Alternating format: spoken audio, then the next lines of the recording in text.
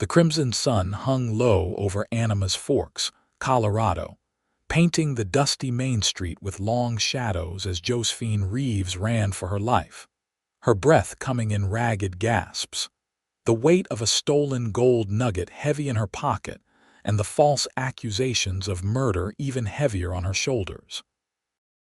The town council had given their verdict just an hour before death by hanging at sundown for the murder of Harold Pennington, the wealthiest mine owner in the territory, a crime she hadn't committed, but for which she'd been perfectly framed.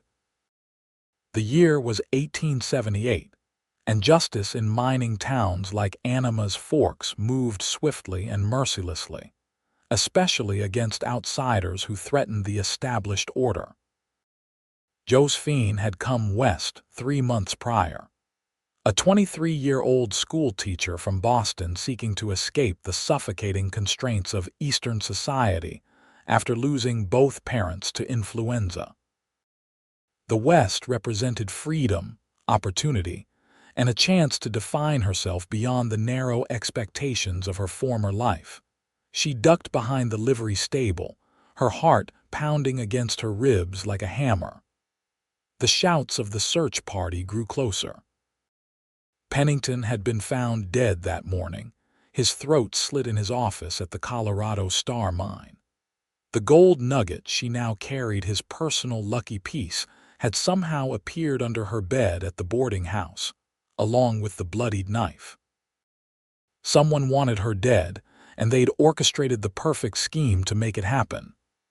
"There she is," a voice called out, and Josephine bolted, abandoning her hiding place and sprinting toward the outskirts of town.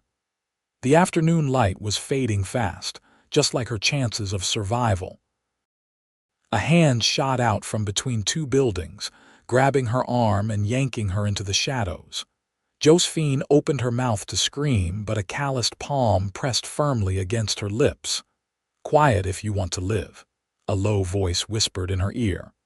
"I know you didn't kill Pennington." Her captor spun her around, and Josephine found herself staring into the most striking blue eyes she'd ever seen. They belonged to Jackson Thomas, the quiet cowboy who worked as a guide for the mining companies. She'd seen him around town, but had exchanged only a few words with him on the occasions he'd tipped his hat to her outside the schoolhouse. "How do you know I didn't do it?" she whispered when he removed his hand from her mouth. "Because I was watching Pennington's office early this morning. Saw someone else go in before dawn, someone with connections. They're framing you." His eyes narrowed. "You've stirred up trouble with your ideas about educating the miners' children and women voting. Certain people don't appreciate that kind of thinking." Josephine's mind raced. Her progressive teaching methods had indeed raised eyebrows, especially when she'd started evening classes for the miners and their wives. "There's no time to explain everything," Jackson continued, checking the alley. "I've got horses ready at the edge of town. If we're going to get you out of here alive, we need to move now." "But I can't just run. That makes me look guilty." "You'll be dead before you can prove your innocence," he countered grimly. "The real killer has friends on the town council. This was never about justice." A shout from the street made them both freeze. The search party was getting closer. "What's it going to be, Miss Reeves? Trust me or face that mob?" Josephine hesitated only a moment before nodding. "Lead the way, Mr. Thomas." Jackson guided her through a maze of back streets and service alleys, avoiding the main roads where searchers were gathering. Dusk was deepening rapidly, the townsfolk's deadline approaching with each passing minute. Torches flared to life in the distance, illuminating angry faces. They reached the edge of town where 2 horses stood waiting, already saddled and laden with supplies. Jackson's foresight sent a rush of gratitude through Josephine's chest. He'd planned this, believing in her innocence when everyone else had condemned her. "Can you ride astride?" he asked, already knowing that the side saddle niceties of proper ladies would slow them down. "I can manage," Josephine replied, gathering her skirts and mounting the chestnut mare with more skill than Jackson had expected. "We'll head into the mountains," he said, swinging onto his own mount, a powerful black stallion. "I know places where they won't find us." As they spurred their horses into a gallop, the first shots rang out behind them. Someone had spotted their escape. Jackson led them south, away from the established trails, pushing hard until the lights of Anima's Forks disappeared behind the first ridge. They rode for hours, climbing steadily into the San Juan Mountains. The air grew colder and thinner as they ascended, but Jackson kept a punishing pace. Josephine didn't complain, though her body ached and her fingers were numb with cold. The alternative, a hangman's noose, kept her firmly in the saddle. Near midnight, Jackson finally slowed their pace. "There's an old trapper's cabin ahead. We can rest there for a few hours." The cabin was little more than a rough shelter, but it had a stone fireplace and solid walls. Jackson checked the perimeter before allowing Josephine inside, then quickly built a small fire that wouldn't produce enough smoke to be spotted from a distance. In the flickering firelight, Josephine finally got a good look at her rescuer. Jackson Thomas was tall and lean, with the weathered face of a man who lived outdoors. His dark hair curled slightly at the collar of his worn leather coat, and a scar traced a thin line along his jaw. He moved with the quiet confidence of someone accustomed to dangerous situations. "Why did you help me?" she asked as he handed her a cup of coffee boiled over the meager flames. Jackson settled opposite her, his face half in shadow. "I've seen what happens when mobs deliver justice. It's rarely just." He paused, studying her face. "Besides, I've been watching you since you arrived in town. You're not a killer." Heat rose to Josephine's cheeks under his steady gaze. "You've been watching me." A faint smile touched his lips. Hard not to notice the new schoolteacher who's been stirring up the old guard, teaching minors to read more than just work orders, telling their wives they deserve better. He took a sip of his coffee. "You've made powerful enemies, Miss Reeves." "I was just doing my job," she said defensively. "Those children deserve education, and their mothers—" "I agree with you," Jackson interrupted. "That's part of why I helped. But I think Pennington's murder has to do with something else entirely. The timing is too convenient." "What do you mean?" Jackson reached into his saddlebag and pulled out several folded papers. Pennington was about to expose corruption in the mining company. Several of the town council members have been skimming profits, manipulating assay results. He'd gathered evidence. "How do you know this?" "I guide prospectors through these mountains.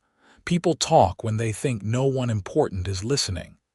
His blue eyes locked with hers. "Pennington approached me last week, asked me to take a message to the federal marshal in Durango. He was afraid. But before I could leave, he was dead, and you were the perfect scapegoat." Josephine felt a chill that had nothing to do with the mountain air. "So someone on the council killed him to protect their scheme." Jackson nodded grimly. "And they used you as a distraction. By the time anyone looks deeper into Pennington's death, his evidence will be long gone." Exhaustion suddenly overwhelmed Josephine, the events of the day crashing down on her. She swayed slightly where she sat. "You should rest," Jackson said softly. "I'll keep watch." "What happens tomorrow?" she asked, fighting to keep her eyes open. "We keep moving. I know these mountains better than any posse they'll send after us. We'll make our way to Silverton, then to Durango. There's a federal marshal there who isn't in the mining company's pocket." Josephine nodded, too tired to argue. She stretched out on the rough bedroll Jackson had laid near the fire, her last conscious thought wondering how her life had changed so dramatically in a single day. She woke to the soft sounds of movement. Dawn light filtered through cracks in the cabin walls as Jackson packed their meager supplies. "There's dried beef and hardtack," he said when he noticed her watching. "Not much of a breakfast, but it'll keep us going." As they ate, Josephine studied the papers Jackson had shown her the night before. Pennington had meticulously documented the corruption, falsified assay reports, diverted ore shipments, miners cheated of their rightful pay. "This is why they killed him," she said, "and why they were so quick to blame me. My reputation as a troublemaker made me the perfect suspect. The question is, who among the council actually did it?" Jackson replied, rolling the papers and securing them inside his leather vest. "Pennington names 3 men in these documents: Mayor Phillips, Judge Harmon, and Edward Blackwell, who runs the assay office." Josephine's stomach turned. "The judge and mayor were both at my so-called trial. They seemed almost eager to sentence me." "Covering their tracks," Jackson agreed. "We need to get these papers to Marshal Sullivan in Durango." They set out as the sun cleared the eastern peaks, Jackson leading them along game trails that wound through dense forest and rocky outcroppings. The terrain was challenging, but it would make them difficult to track. By midday, they'd covered significant ground, moving steadily southwest toward Silverton. Jackson called a brief halt to rest the horses near a small stream. "How did you come to be out here?" Josephine asked as they refilled their canteens. "You don't strike me as a typical cowboy." A shadow crossed Jackson's face. "War has a way of making men seek solitude. After Gettysburg, I couldn't stomach crowds or cities anymore." "You fought for the Union," he nodded. "Cavalry. Afterward, I drifted west, found I had a knack for navigating these mountains. Mining companies pay well for reliable guides who can find new claim sites. And yet you're risking everything to help me." Jackson met her gaze. "Some things matter more than safety or comfort, Miss Reeves. Justice is one of them." Something unspoken passed between them in that moment, a recognition of shared values that transcended their brief acquaintance. Josephine felt a flutter in her chest that had nothing to do with their dangerous circumstances. The moment was shattered by the distant sound of voices.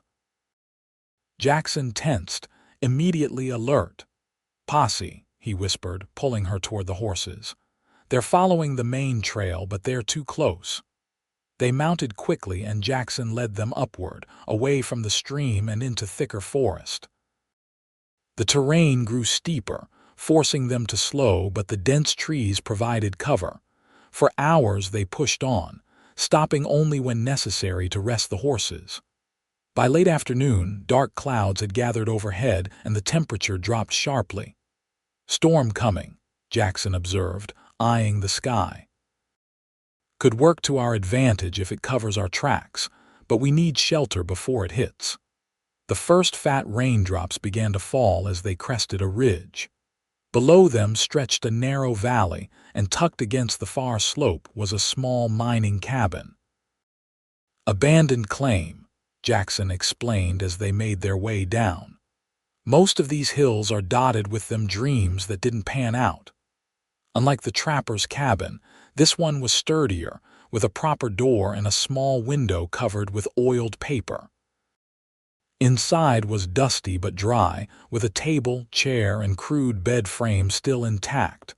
Jackson checked the chimney and fireplace. "We can risk a fire tonight. In this storm, no one will spot the smoke." The rain intensified as darkness fell, turning into a full mountain thunderstorm that rattled the cabin's walls. Lightning illuminated the small space in brilliant flashes as Jackson built a fire, and Josephine shook out the tattered blankets they'd found in a trunk. "We're making good time," Jackson said as they shared the last of their provisions. "Should reach Silverton by tomorrow evening if the weather clears. And if the posse is still behind us, they'll have a harder time tracking us after this rain, but we'll need to be careful approaching town." He paused, studying her face in the firelight.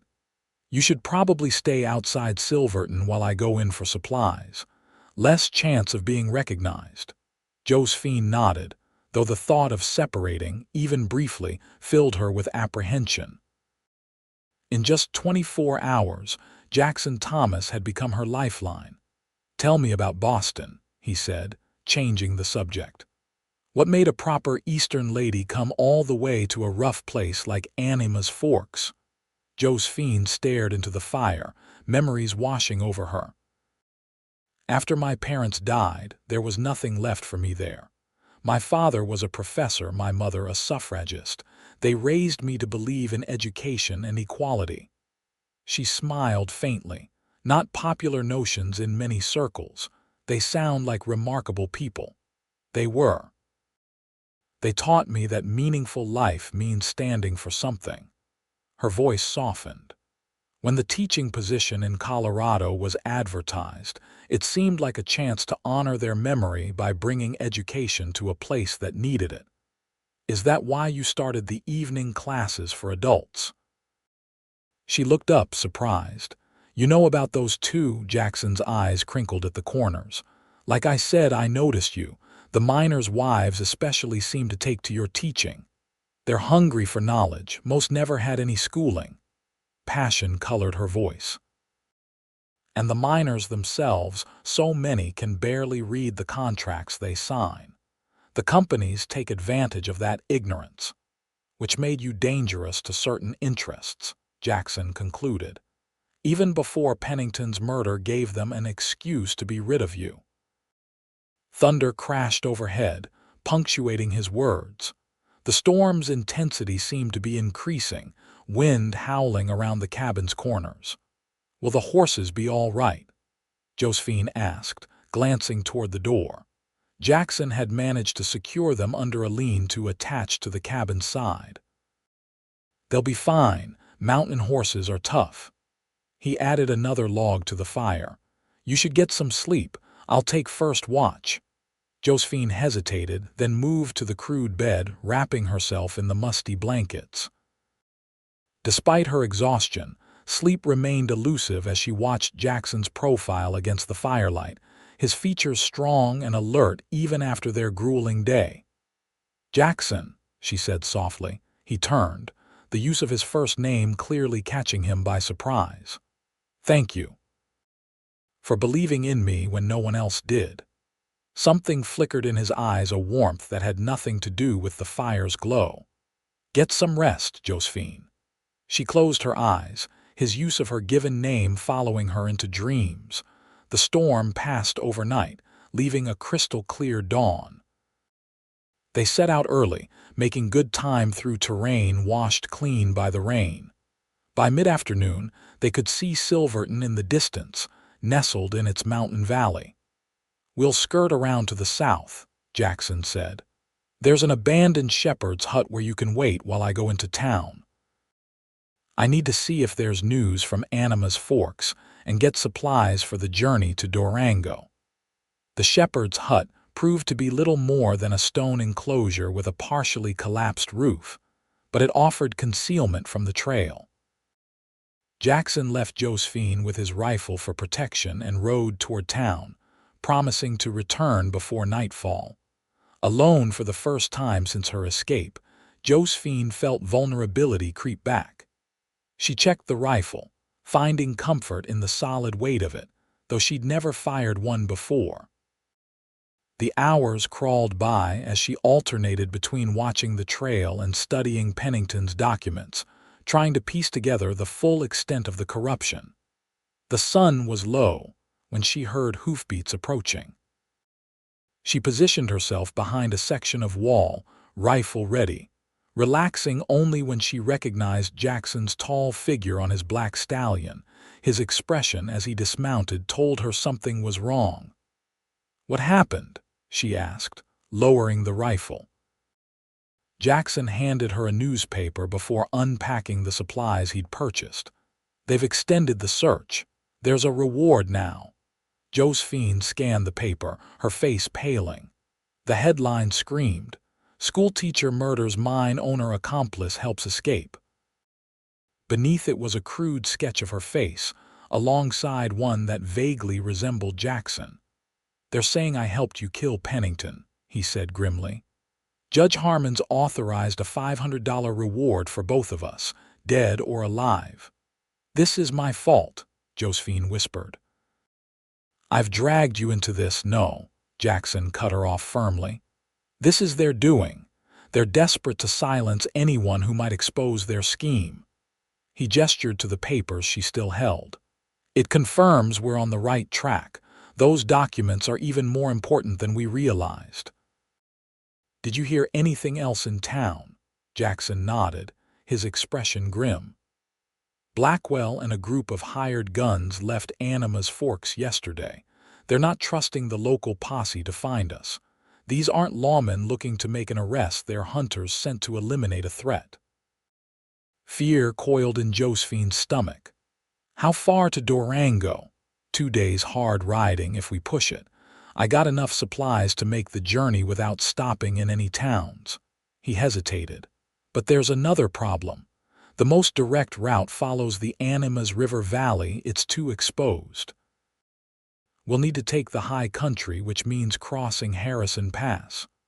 What's wrong with the pass? This time of year it could already have snow, and if a storm hits while we're crossing. He didn't need to finish the thought. Then we'll have to be quick, Josephine said with more confidence than she felt. Jackson studied her face, a new respect in his eyes. You're not what I expected when I first saw you step off that stagecoach 3 months ago, Josephine Reeves.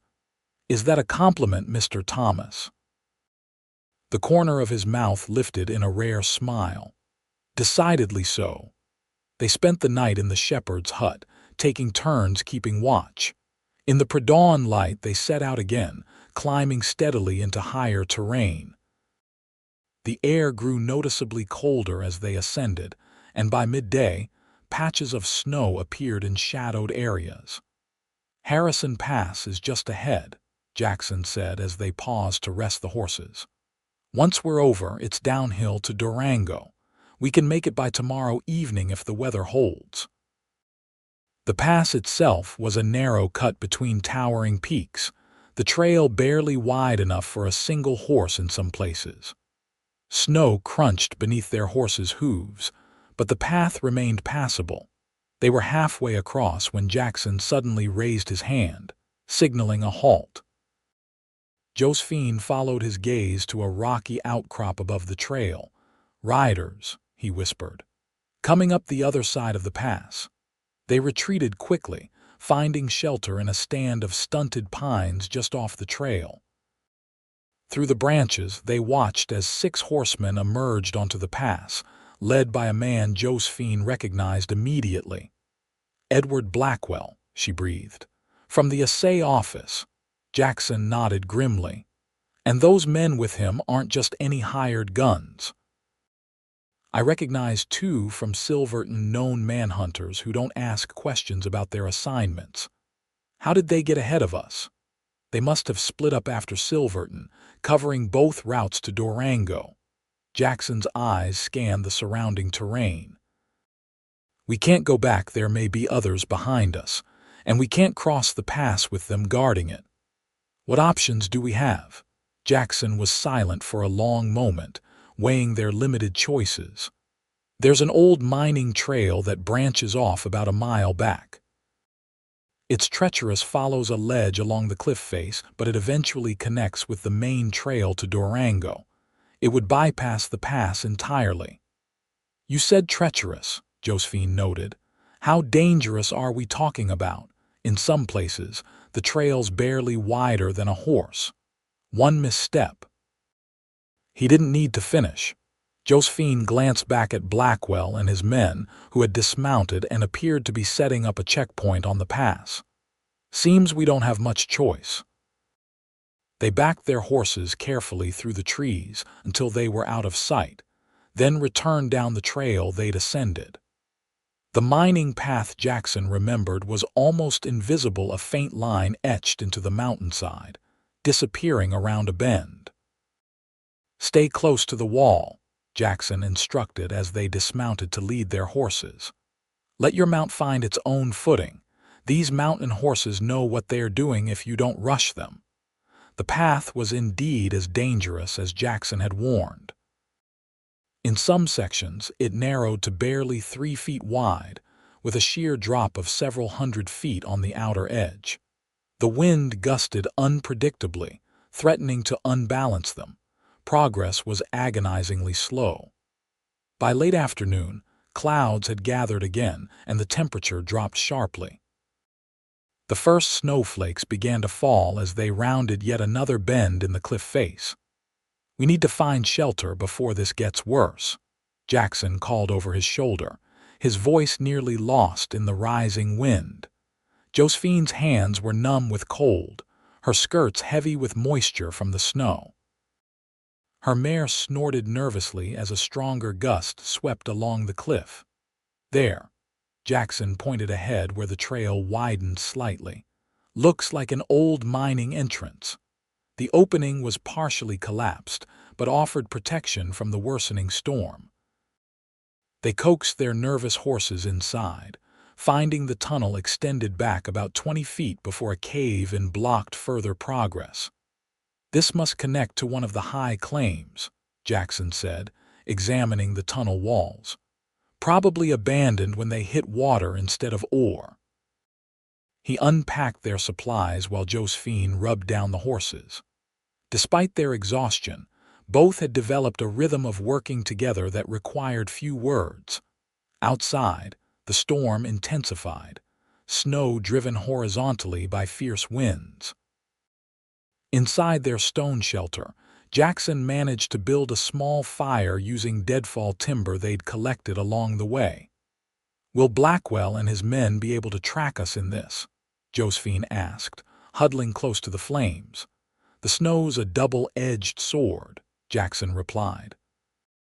"It covers our tracks, but it also blocks their path. They'll likely wait out the storm at the pass." He offered her a strip of jerky. "But we're running low on supplies, and this storm could last days." Josephine accepted the food, their fingers brushing momentarily.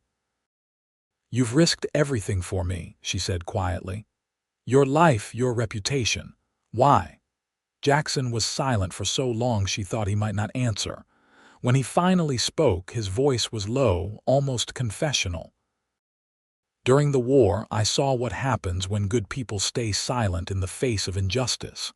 After, I promised myself I wouldn't be that man." He met her gaze across the fire. "When they accused you, everyone just accepted it, no questions asked. It wasn't right. There's more, isn't there?" Josephine pressed gently. "Something personal." The firelight played across his features as he seemed to wrestle with whether to continue. "My sister," he finally said. "She was accused of theft by a powerful man in our town in Missouri. No one stood up for her, not even me. I was too young, too afraid." His voice roughened. "They put her in jail. She died there of fever before the truth came out." Josephine reached across the space between them, taking his hand. "I'm so sorry, Jackson." His fingers tightened around hers. "I couldn't save her, but I could save you." The intimacy of the moment wrapped around them, heightened by the howling storm outside and the isolation of their shelter. Josephine was acutely aware of his proximity, of the strength in his hand holding hers. "Tell me something about your life before all this," he said, not releasing her hand. "Something good." Josephine smiled, grateful for the shift. "My father used to take me stargazing on clear summer nights. He taught me all the constellations, told me stories about how the ancient sailors navigated by them." The memory warmed her. "We'd lie on blankets in our garden and he'd say, 'Josie, whenever you feel lost, the stars will guide you home.'" "Josie," Jackson repeated softly, "it suits you." "No one's called me that since my father died." "I'm sorry, I didn't mean to." "No," she interrupted. "I like it. Especially coming from you." Something shifted between them in that moment. A boundary crossed, a new understanding forming. Jackson's eyes held hers, and Josephine felt her breath catch at the intensity she saw there. The moment was broken by a shower of debris falling from the tunnel ceiling as a particularly violent gust hit the mountainside. Both jumped to their feet, checking that the horses weren't spooked. "The storm's getting worse," Jackson observed, peering out at the swirling white darkness. "We might be here longer than I thought." They settled back by the fire, but something had changed. A new awareness hummed between them, making Josephine conscious of every movement, every glance exchanged. As the night deepened and the storm raged on, they talked more freely than before. Jackson shared stories of his travels through the Western Territories, of magnificent landscapes and the characters he'd encountered. Josephine told him about Boston, her teaching philosophy, and her dreams for the future, dreams that now seemed impossibly distant. "If we make it to Durango," she said at one point, "and Marshal Sullivan believes us, what then? I can never go back to Anima's Forks." "Would you want to?" Jackson asked. "Even cleared of murder charges, the town didn't stand by you." "No," she admitted, "but teaching is all I know. There are schools all over these territories hungry for qualified teachers, places where your progressive ideas might be welcomed." He hesitated. "Or you could go back east where it's safer." Josephine considered this. 3 months ago I might have agreed with you, but now—" She gazed into the fire. "There's something about this land, wild as it is. I've never felt more alive than I have here." "Even while running for your life?" Jackson asked with a hint of wry humor. "Perhaps especially then," she smiled. "Though I could do without the false murder accusation part." Their laughter felt like a release of tension, and when it faded, the atmosphere in the small cave was warmer despite the howling storm outside. "We should try to rest," Jackson suggested. "No telling how long this weather will last." They arranged their bedrolls close to the fire, the limited space of the tunnel forcing them nearer to each other than on previous nights. Josephine was intensely aware of Jackson just arm's length away, his breathing gradually slowing as he drifted toward sleep. "Jackson," she whispered. "H.M." Came his drowsy response. "I'm glad it was you who saved me." In the dim firelight, she saw his eyes open, finding hers. "So am I, Josie, so am I." The storm raged through the night and well into the next day, trapping them in the mining tunnel. They rationed their supplies carefully, aware that each meal needed to stretch further than planned. By the second evening, the wind had finally begun to diminish, though snow still fell steadily. "We'll need to move tomorrow, regardless of conditions," Jackson said as they shared the last of their coffee. "We're down to hardtack and a little jerky." Josephine nodded, trying to ignore the gnawing hunger that had become her constant companion. "How far to Durango from here?" "Normally a day's ride. In these conditions, probably 2. Jackson checked their remaining supplies. "If we're careful, we can make it." That night, the temperature dropped even further. Their small fire struggled against the cold that seemed to seep through the very stone around them. Josephine shivered despite her layers of clothing. "You're freezing," Jackson observed, concern evident in his voice. "I'll be fine," she insisted. Teeth chattering, without a word, he moved his bedroll next to hers. "Body heat," he explained matter-of-factly. "It's the best way to stay warm." Josephine hesitated only briefly before nodding. Jackson lay down beside her, carefully arranging both their blankets over them. The immediate warmth of his body next to hers was undeniable, and gradually her shivering subsided. "Better?" he asked, his voice close to her ear. "Yes," she whispered, acutely aware of his arm hesitantly settling around her waist. Neither spoke for long minutes, the crackling fire and the muted storm outside the only sounds.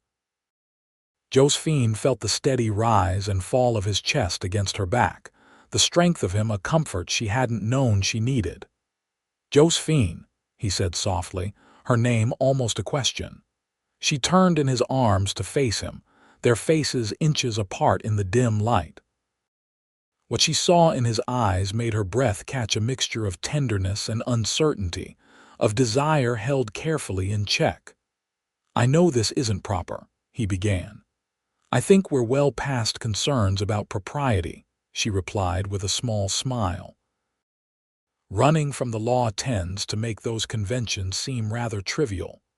His answering smile transformed his face, erasing the worry lines that had marked it since their flight began. "You're unlike any woman I've ever met. I hope that's a good thing." "The best thing," he murmured, his hand coming up to brush a strand of hair from her face. The gesture was so gentle, so careful, that Josephine felt something break open inside her, a dam holding back emotions she hadn't allowed herself to acknowledge in the rush of survival. Without thought, she closed the distance between them, pressing her lips to his. Jackson froze for just an instant before responding, his kiss tentative at first, then deepening as she moved closer. His arms tightened around her, one hand cradling the back of her head as if she were something precious. When they finally broke apart, both were breathing unevenly. Jackson rested his forehead against hers, eyes closed. "I've wanted to do that since the moment you stood up in that schoolhouse and told the mine manager his workers deserved education," he confessed. "That long?" Josephine asked, surprised.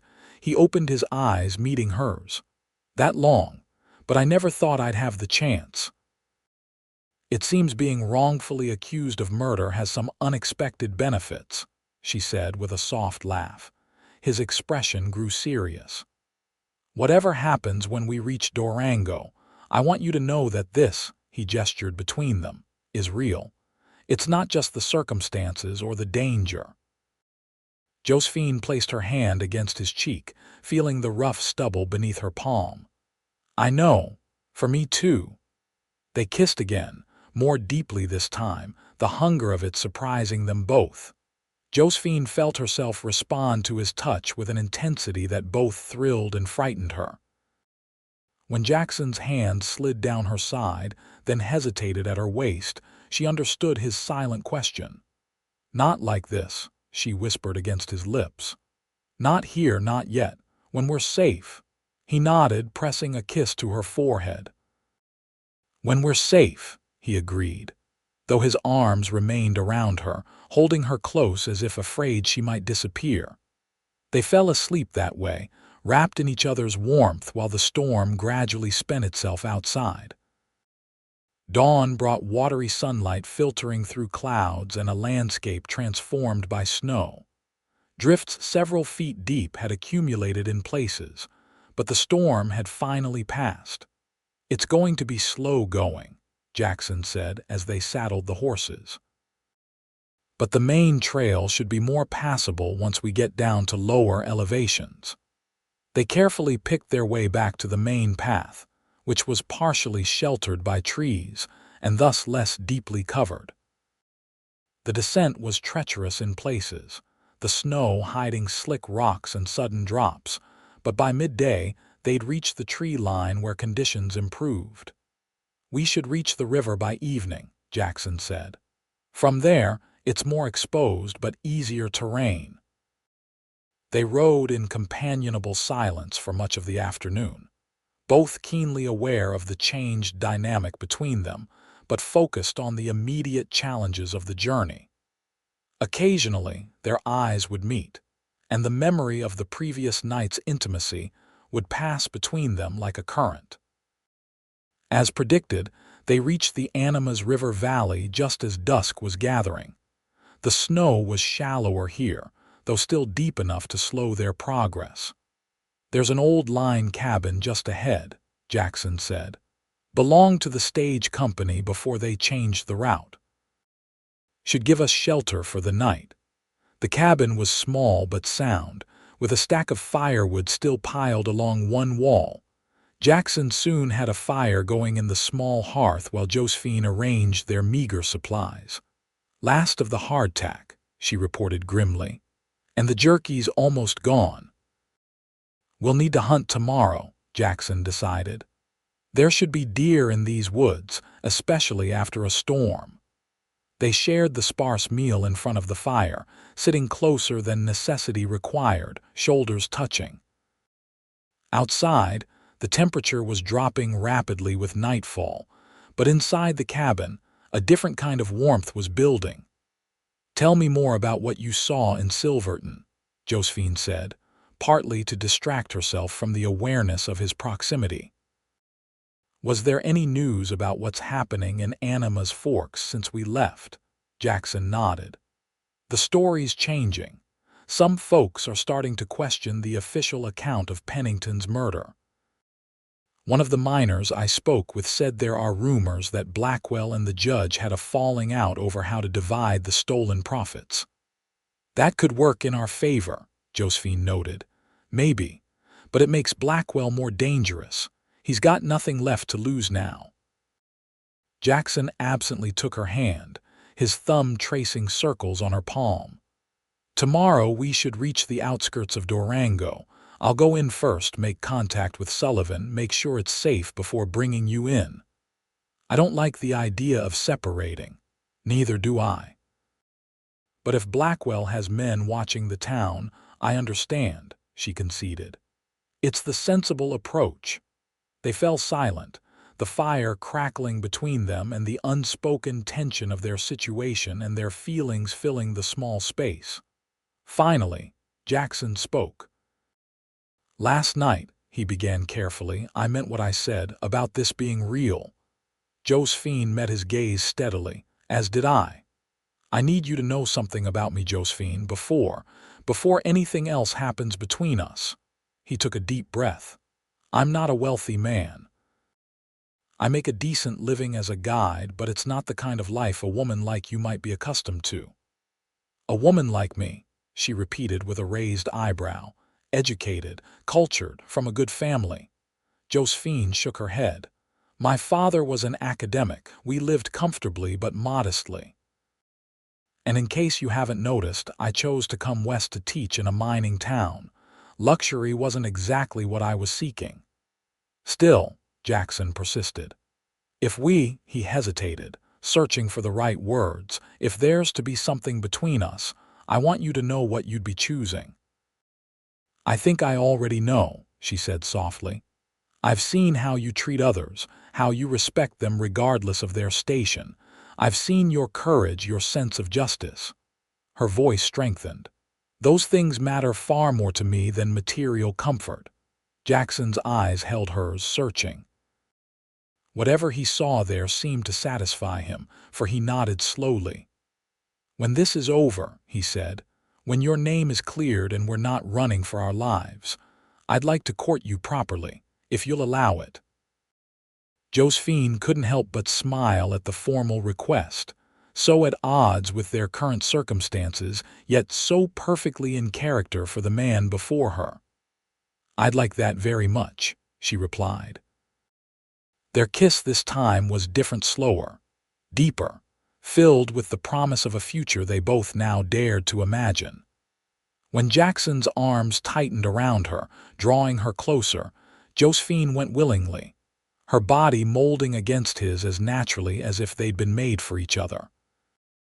His hands were gentle as they traced the line of her jaw, her neck, her shoulders. When he hesitated at the top button of her blouse, she covered his hand with her own. "Yes," she whispered against his lips. That single word seemed to break the last of his restraint. Jackson kissed her with new urgency, his hands moving with more confidence as clothing was slowly, reverently removed. The firelight played across their skin as they discovered each other, learning the language of touch and response. Their lovemaking was tender at first, then increasingly passionate as inhibitions fell away. In the aftermath, they lay entwined before the dying fire, a blanket pulled over them, Jackson's arms holding Josephine securely against his chest. "I never expected this," she murmured, tracing the line of an old scar on his shoulder. "Nor did I," he admitted, "but I can't bring myself to regret it even with everything else happening." No regrets, she agreed, pressing a kiss to his chest. Whatever comes tomorrow. They made love again in the deep of night and once more as dawn approached, as if trying to store up enough memories to sustain them through whatever challenges lay ahead. Morning brought clear skies and the promise of warmer temperatures. They set out early, knowing they faced the most dangerous part of their journey, the approach to Durango where Blackwell and his men might be watching. The snow had melted considerably at the lower elevation, making travel easier but also leaving more visible tracks. Jackson led them on a circuitous route, avoiding the main trail when possible and using streams to obscure their path. By mid-afternoon, they could see Durango in the distance, smoke rising from chimneys in the valley below. "There's a stand of cottonwoods about a mile from town," Jackson said, pointing to a cluster of trees along the river. "You can wait there while I make contact with Sullivan." "How will you find him?" "He keeps an office above the Mercantile. I've dealt with him before. He's a good man, honest." Jackson checked his pistol. "I should be back within 2 hours if I'm not." "Don't," Josephine interrupted. "You'll be back." They reached the cottonwood grove as the sun was westering. Jackson helped Josephine dismount, then took her face in his hands. "Stay hidden. If anything happens, if you hear shooting or if I don't return by nightfall, ride south. There's a Ute settlement 3 days' journey. Ask for Chief Auray. Tell him I sent you." "I'm not leaving without you," she insisted. "Josephine," he said firmly, "promise me." "The documents need to reach the authorities even if I don't make it." She wanted to argue but saw the determination in his eyes. "I promise," she finally said, "but you'd better come back to me, Jackson Thomas." His kiss was quick but fierce. "Count on it." Josephine watched him ride toward town until he disappeared around a bend in the road. The waiting was agony. She secured the horses in a sheltered spot and found a vantage point where she could observe the approach from town without being seen. Minutes stretched into an hour, then 2. The sun sank lower, shadows lengthening across the valley. Just as despair began to creep in, she spotted a rider approaching, then 2 more behind. She retreated deeper into the trees, heart pounding. The lead rider was Jackson, but who were the others? As they drew closer, she saw that one wore a badge that caught the late afternoon sun. "Josephine," Jackson called as they neared the grove. "It's all right, this is Marshal Sullivan and his deputy." She emerged cautiously. The marshal was an imposing figure, tall and broad-shouldered with a silver-streaked beard and sharp eyes that seemed to assess her in an instant. "Miss Reeves," he said, tipping his hat. "Jackson here has told me quite a story. Says you've got documents that prove corruption in the Animas Forks mining operations." "Yes, sir." She retrieved the papers from her saddlebag and handed them over. Sullivan examined them, his expression darkening as he read. "This is serious business. Evidence of fraud, embezzlement, and now murder." He looked up. "You two have been through hell to bring this to light." "Will it be enough to clear my name?" Josephine asked. "It's a start. But we need more." Sullivan turned to Jackson. "Your idea about setting a trap might work. Blackwell's in town, checked into the hotel this morning with 3 of his men. Says he's looking for fugitives." "What trap?" Josephine asked sharply. Jackson looked uncomfortable. "I suggested we use me as bait to draw Blackwell out.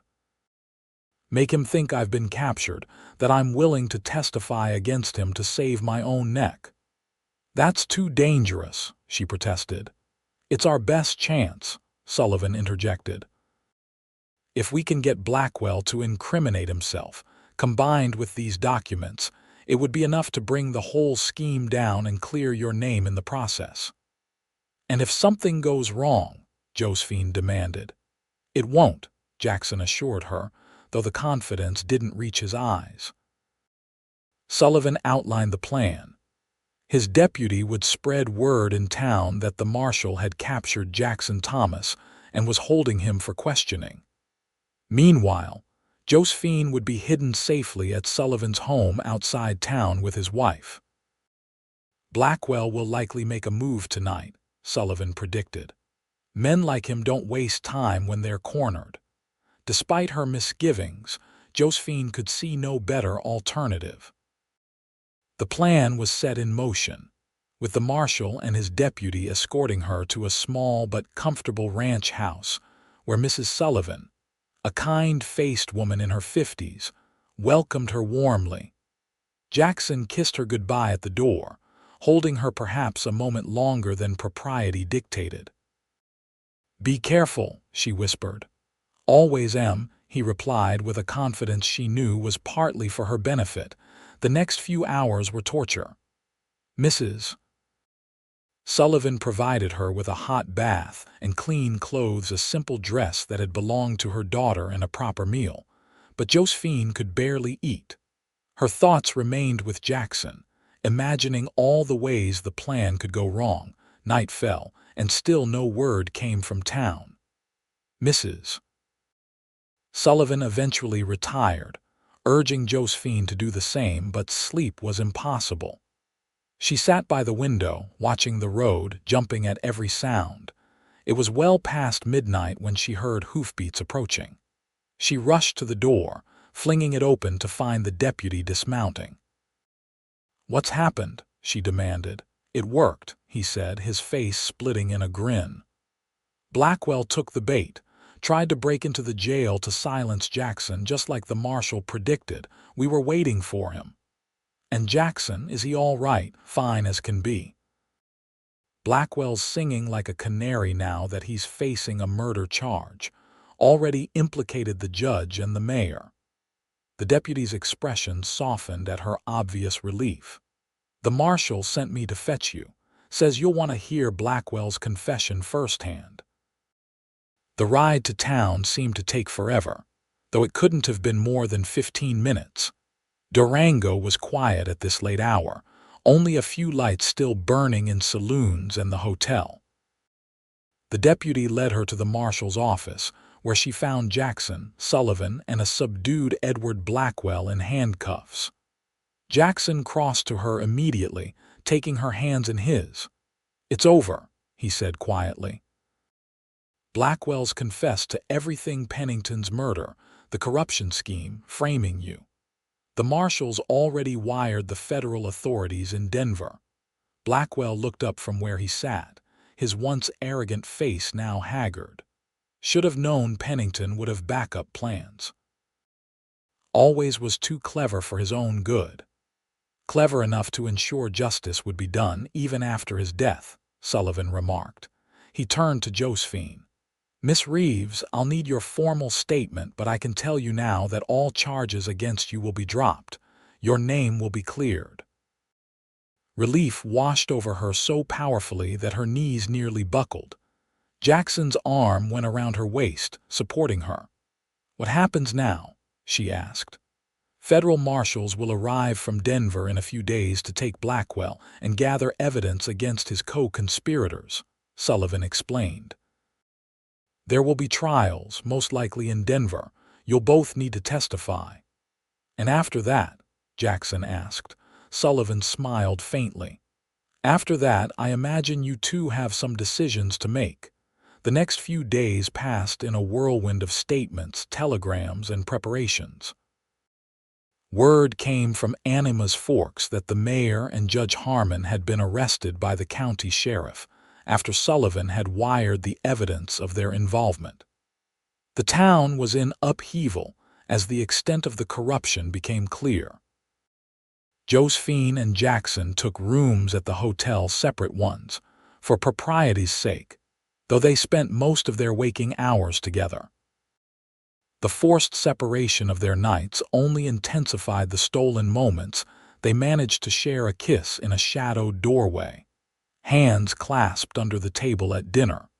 3 days after Blackwell's arrest, they sat together on a bench overlooking the Animas River, discussing their future.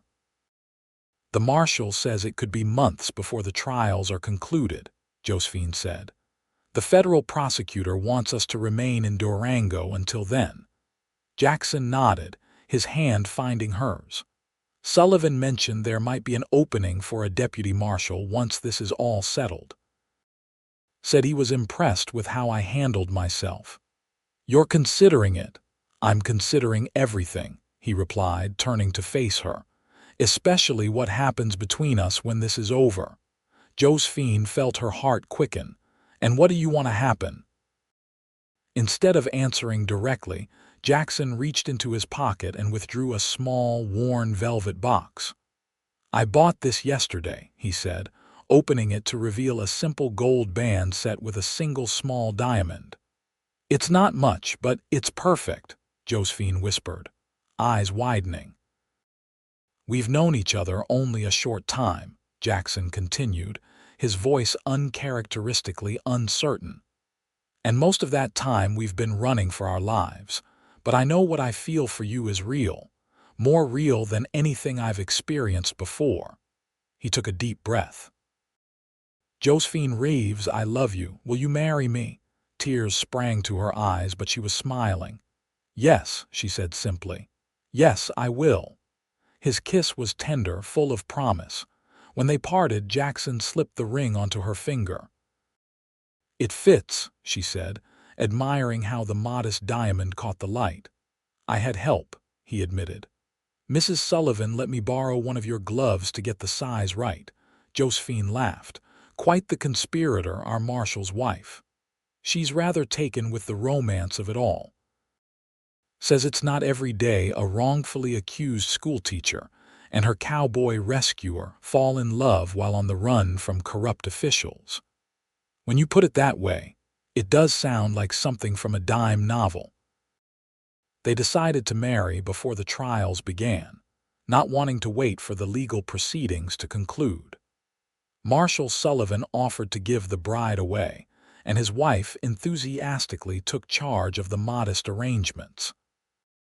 2 weeks later, in Durango's small white church, Josephine walked down the aisle in a blue dress Mrs. Sullivan had altered for her. Jackson waited at the altar, looking uncharacteristically nervous in his new suit. The ceremony was brief but heartfelt, attended by the few friends they'd made in Durango, and several curious townspeople who'd followed the sensational story of corruption and murder in Anima's Forks.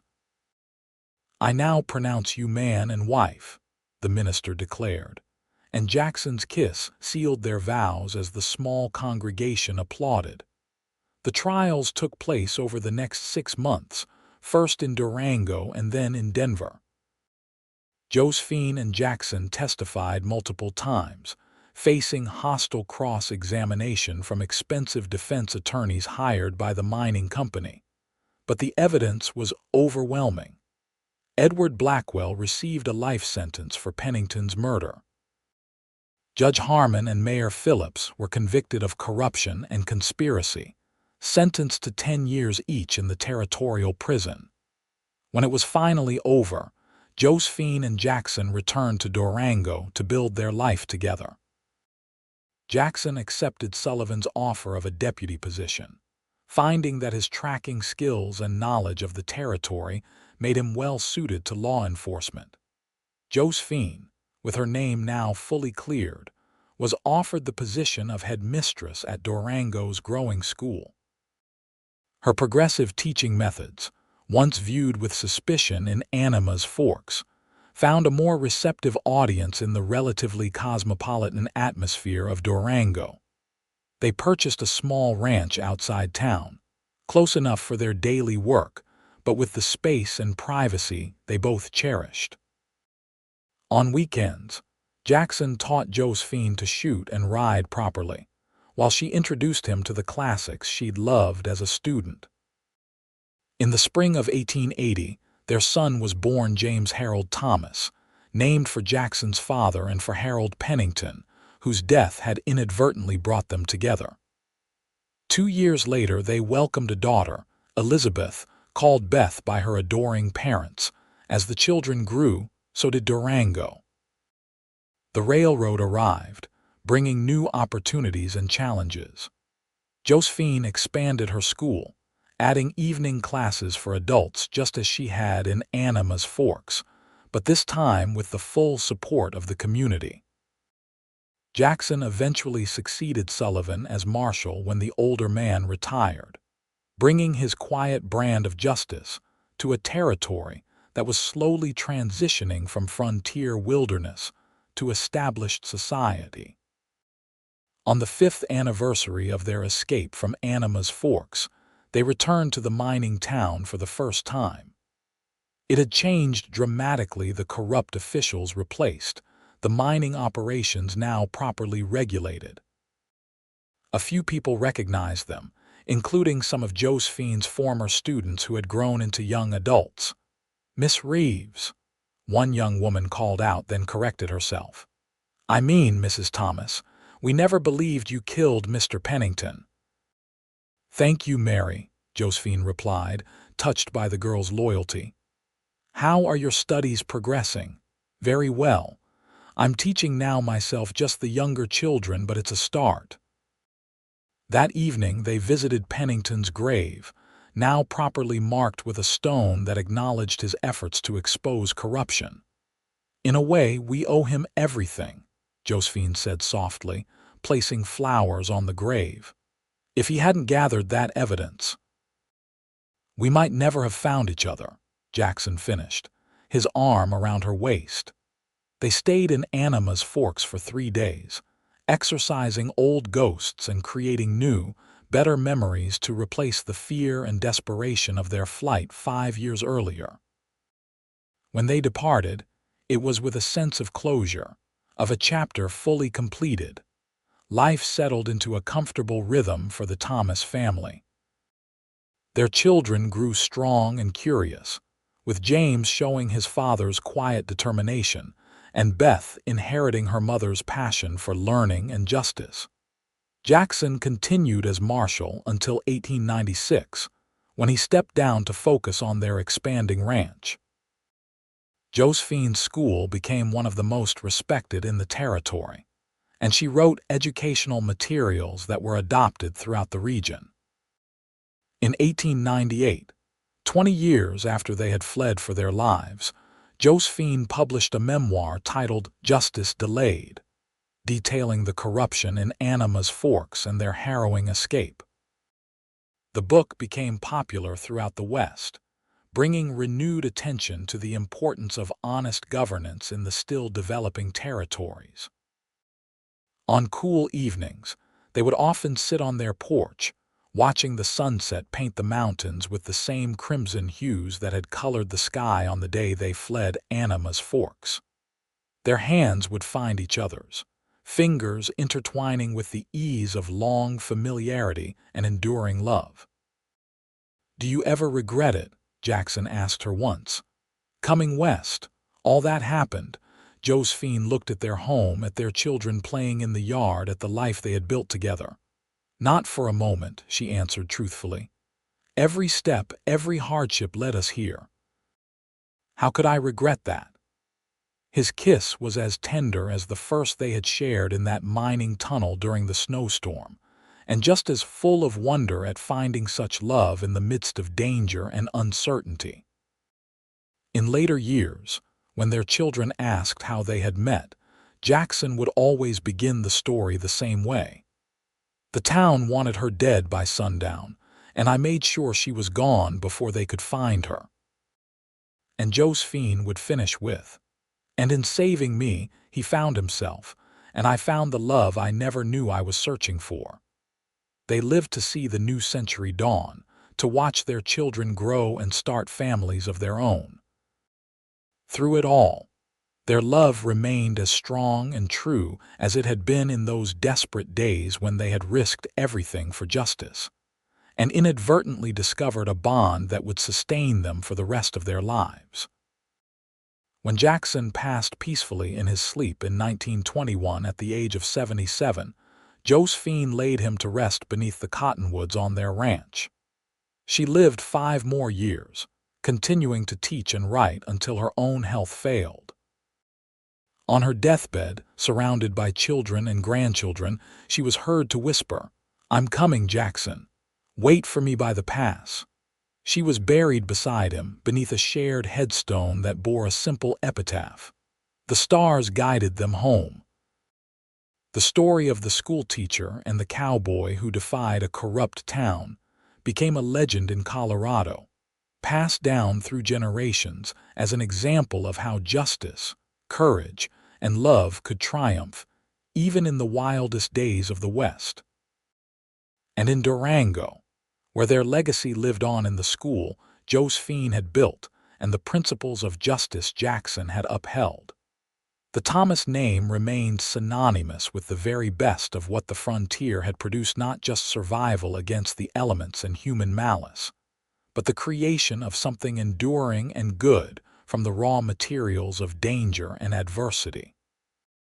In the end, it was not just a story of escape and vindication, but of two souls finding each other against impossible odds and building a life that enriched not only themselves, but all who knew them, a testament to the power of love to transform even the darkest circumstances into a journey worth taking, a life worth celebrating long after they were gone.